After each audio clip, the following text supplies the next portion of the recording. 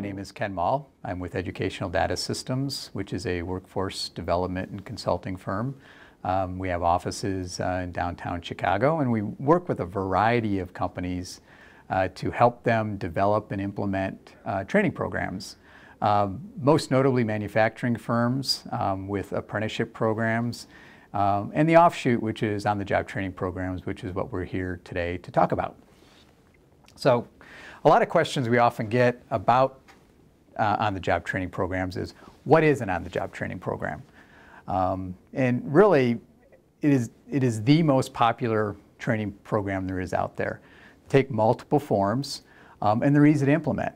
They typically only require a person who knows how to do the task and the tools the person uses to do the task. So if you take a typical manufacturing environment, you've got your expert that can do the work, and you've got somebody that needs to learn. You just pair them up together. It's a highly realistic form of training, meaning it's on the job. People are learning as they earn. And it's really inexpensive to implement. There's no real special equipment needed other than the typical job tools that you have to use every day on the job anyways. Unlike a regular classroom training where you might have to develop curriculum or write a manual or secure a classroom and spend funds on that. So they really are cheap and inexpensive to put together. So how do you set up an OJT program? Well, there's really two kinds of OJT programs. There's an informal OJT, and there's a more formal OJT. And the differences are more in the fact of, are you measuring the outcomes? People do informal OJT programs all the time. It's where you really match up the person who needs to learn the skills with somebody who already has those skills. Some organizations call it job shadowing. Sometimes it's mentoring or coaching, but there really is no formally designed outcome. You just put two people together and hope, sometimes through osmosis, that they're going to learn. The formal OJT program really does include more of a structure, and those are the kinds of programs we recommend that companies put together. It does take a little bit of time and thought to put it together, but you also can measure the outcomes. And our experience in the manufacturing industry is that, just like everything else, you want to measure how good you're doing and continually improve upon it. So formal OJT programs include using and identifying mentors, conducting some job task analysis, and creating a simple OJT curriculum, which we call an OJT checklist. So what kinds of documentation do you recommend for creating a formal OJT program? The key is that OJT checklist that we just mentioned. That checklist helps guide the trainer on what they're supposed to teach the trainee. So imagine if you're that mentor person, you show up on Monday and you're like, what am I going to do with this person today? The idea is now you look at your checklist and you go, okay, today or this week or this month, these are the things that we have to make sure that the trainee covers. The checklist also provides a feedback mechanism. So the trainee can look at the checklist and really provide feedback to say, yes, I'm mastering these tasks, or really I don't get these particular tasks. So that gives you a way to look back and make sure that you're covering everything that you need to cover. The checklists also help define the length of training. One of the biggest fallacies that people run into is, hey, we want to start up an OJT program, but they put somebody into it and they don't know how long it's going to last. So a month goes by or 2 months go by and everybody wonders, hey, how's Bill doing in the OJT program? Is it done yet? When's he going to finish? By spending some time up front to create this checklist, you're really defining, hey, here's the number of tasks we want to accomplish, and we think this is going to take 3 months or 4 months or 5 months to accomplish. What are the steps to creating an OJT checklist? Well, there's really 3 steps. The first step is you need to perform a job task analysis on the job you wish to train on. That job task analysis will really lay out all of the things that need to get trained during the OJT period. The next step is to organize the job responsibilities and tasks into an order that makes sense to try and deliver the training in.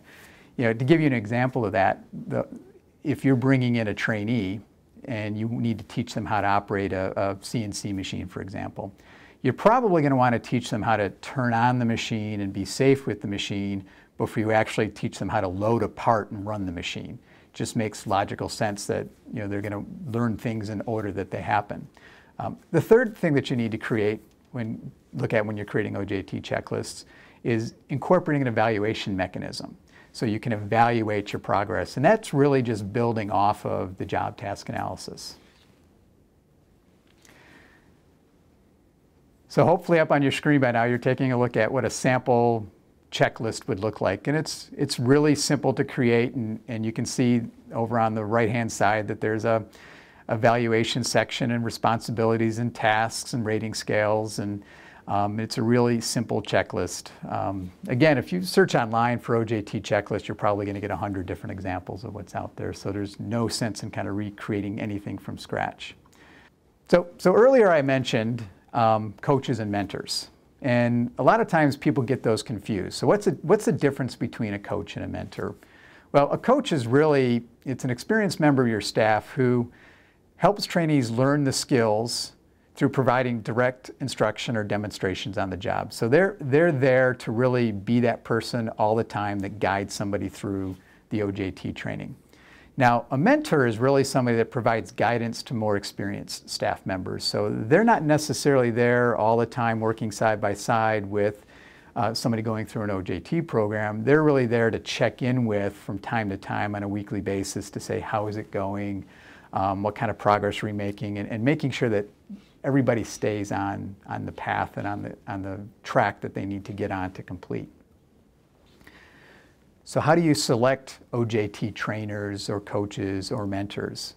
Well, this is really important. Of course, you want to select somebody that has deep content knowledge. You know, they need to know what they're training on. If they don't know what they're training on, the trainee is going to pick up on that right away, and that's not really good. More important than that, though, is that they really need to be a good communicator. In selecting OJT trainers, we often find that people that have deep content knowledge sometimes like to hold on to that knowledge and aren't really good at sharing that knowledge. So when you're looking for volunteers or identifying those folks, you really want to know that they're going to be willing to share that information and they're going to work well with people. We often find that people, especially folks that are close to retirement and want to be able to pass on the knowledge that they've accumulated over their careers, are really willing and interested to share that information. And the opportunity to be an OJT trainer is really enticing to them. So how do we implement an OJT program? So our suggestions: start off strong. How do you start off strong? Well, you need to get all the parties together, hold a meeting with the trainee, the trainer, the sponsor of the program, perhaps somebody in HR or operations. It's always a good idea to get somebody on the frontline management team involved in the process so everybody knows what's expected of the OJT training program. One thing we have to keep in mind about OJT training is that trainee isn't necessarily going to be as productive as we'd like them to be from the start. That's the whole idea behind a training program. Better than a classroom training program, you know that that person's going to become productive pretty quick and that they're going to learn on the job and they're actually providing some kind of value. So by getting everybody together and holding a meeting at the beginning, what you can do is you can determine the length and structure of the program. So everybody knows that if you designed a program that's going to take 3 months, everybody knows it's 3 months. The trainee, the trainer, the supervisors, the HR department. You review the documentation that's required. Hopefully you've created some OJT checklists. You review how those are supposed to get filled out. You review the evaluation process and ensure that everybody is on the same page about how they're evaluating themselves and how the program itself is going to be evaluated. You talk about how constructive feedback will be achieved. So ideally, the OJT trainer would provide feedback to the trainee, but the trainee needs to also provide feedback to the trainer to let them know when they're not picking up something as quickly or understanding something. They also need to offer some feedback to make sure that the program can continuously improve. In manufacturing, we always want to build parts better. We want to have higher quality. We want to do it for lower costs. Take the same approach with your training program. Figure out a way to do it better, faster, and stronger. Finally, you have to have the trainee complete an initial self-evaluation. The self-evaluation is really important for the trainer to have in their hands when the training starts. So how this process works, it's really simple. The trainee would take the OJT checklist and using a rating scale, they would go down the checklist and rate their ability to perform those tasks.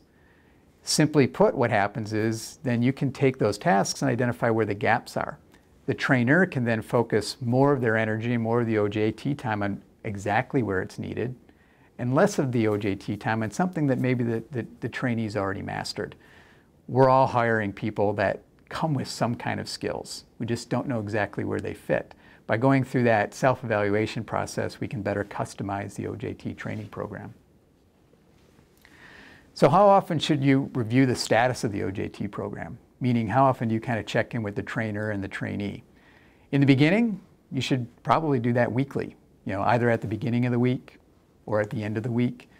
Touch base with the trainees or the trainers so that you're figuring out what the status is and make some improvements as they go along. Make sure you pick a consistent time and certain day of the week so everybody knows exactly when those meetings are going to happen and everybody can make those meetings. Once you've established really a consistent rhythm for the OJT program and things are being accomplished and everybody's comfortable and learning's happening, you could probably move those meetings to bi-weekly or even monthly for the duration of the OJT program. So what happens when a trainee has mastered all of the OJT tasks? There's a couple things that happen. One is mastery is great, and don't assume that you have to spend, if you've designed an OJT program that's 3 months long, that you have to spend the whole 3 months.